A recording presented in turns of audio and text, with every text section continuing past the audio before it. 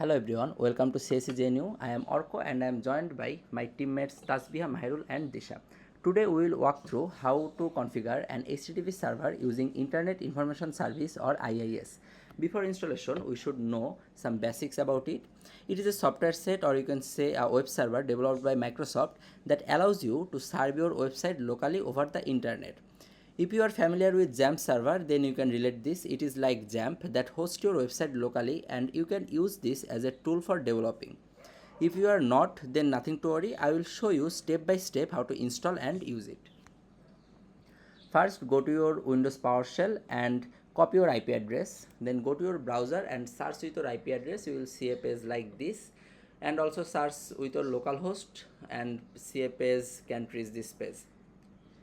Now this is some basics about IIS. You can pause the video and read this or just ask GPT. Now start the installation process. First go to your search option and search for control panel. Open control panel. You will see programs and feature. If you don't see a page like this, go to this view by option and select large icon. Then you will see a page like this. In programs and feature, here turn Windows feature on or off. Click on this and you will see a pop-up like this. Here click the Internet Information Service. After that, again go to your search option and search for IIS. You will see IIS Manager. Click this and open IIS Manager. This is the home interface for IIS Manager. Here click this desktop option and go to the default website. In default website you will see this is the default website for IIS server. Now again go to your browser and search with your IP address or your localhost. You will see this page. This is the default web page for IIS server. And yeah, we are done. This is the easiest way to install IIS. Now let's change this web page with our own web page. Now go to this directory, this PC, local disk C, inetpub, www root. In this folder you will see some codes. This is the codes for that default web page. Now to add our own web page, we need to create a folder here. After creating the folder, open the folder and add your necessary codes for your own web page here.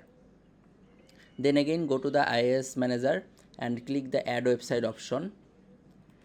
Here you will see a pop-up like this. Then add a site name and select the physical path. This is a tricky part.